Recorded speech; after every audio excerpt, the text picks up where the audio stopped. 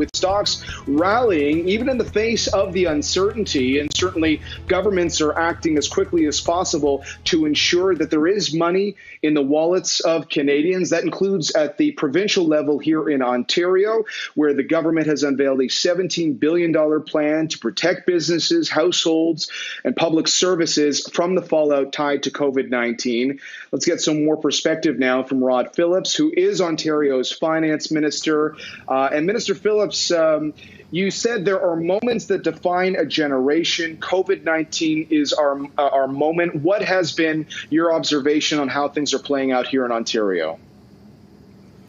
Well, John, thanks for having me on. You know, this is an unprecedented time, certainly in my lifetime. The combination of this health crisis, which underlines the economic and the jobs crisis that we're facing.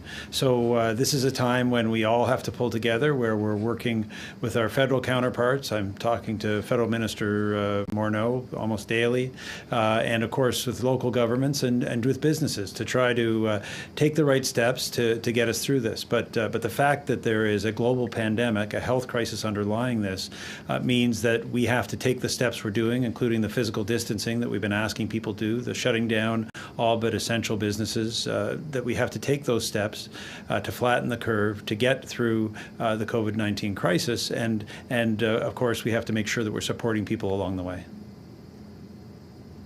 And obviously, one of the big questions through all of this is, what is the best way, the fastest way, to cut through the red tape and ensure that money gets into the hands of people in the province, and obviously many of those businesses, smaller businesses, which don't have the luxury of the cash flow that the big companies have right now. Through this plan, how do you address that for anyone who's watching right now? Well, one of the things we did was eliminate the HT for this year for 30,000 more businesses. So that means, that's the major tax that employers pay directly to the province. And so that's a $350 million tax cut. And for the rest of those that still pay HT, we've deferred those payments until September 1st. So that's almost $6 billion. We combined with that having workers' compensation premiums delayed for 6 months and working with our local mayors, giving them the opportunity to defer both business and personal property taxes, $1.8 billion for the coming 90 days. So one of the things that we're trying to address immediately is the cash flow issues that these businesses are facing by eliminating some of those costs.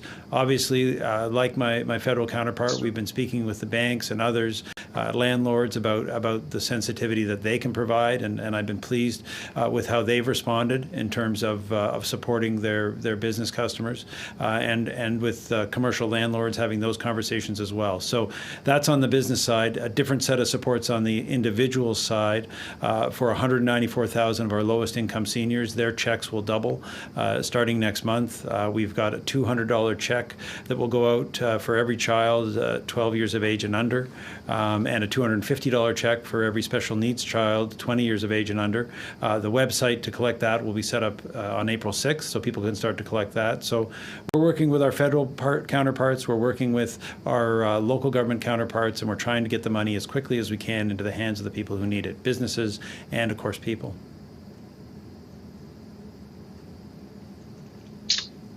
And obviously there's a lot of questions right now about where ultimately the economy is right now. In the province of Ontario, Minister Phillips, would you say we are now officially in a recession? John, when we decided, it was 3 weeks ago, we were planning to launch a budget based on the economic projections that we had coming out of a relatively strong year last year. We had the change that we made. We decided to have the 1 year fiscal plan instead because of that uncertainty. We have adjusted our economic assumptions. They underlie the monies that we are talking about putting out and the economic plan we put together. But the volatility reality, as you talk about every day, every hour, is literally hour to hour, in some cases minute to minute. We're seeing, unprecedented job losses in terms of the speed of those, but we're also seeing unprecedented monetary and fiscal interventions. The $2 trillion program that I understand is going now to the president's desk to sign. You've seen the markets up the last couple of days. Not that the markets are the economy, they're not, but they're an indicator. Our own federal government making unprecedented commitments in that regard. So these will all balance out in the end. The only thing that we all know about every economic forecast is that it is never, none of them are ever perfect or right. But we think that handling the health crisis is the first step, and supporting people through that is the first step. 90 seconds.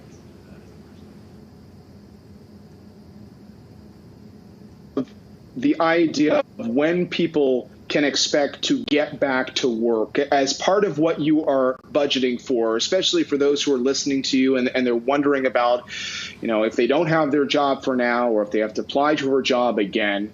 When are you budgeting for jobs truly coming back?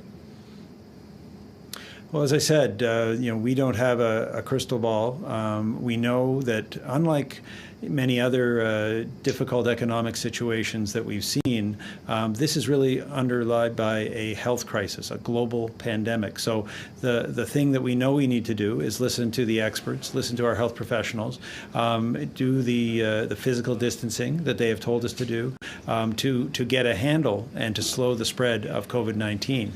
It's going to be the trajectory of that health crisis that at the end of the day defines what the final economic situation is. But what we've done as well, John, is put a record amount of prudence, a record amount of reserves in this year's Ontario budget, $2.5 billion to support additional health spending if it's required. We have $3.3 billion of additional spending in the budget, but also to support the economy and to support other initiatives if they're necessary. All right. Minister, thanks very much for providing us with some insight on your roadmap ahead, and obviously stay healthy and safe. We appreciate it. You too, John. Thank you very much. That was Rod Phillips, Ontario's finance minister, weighing out obviously what the province is doing with that $17 billion plan. The deficit for 2020-2021 now estimated at $20.5 billion.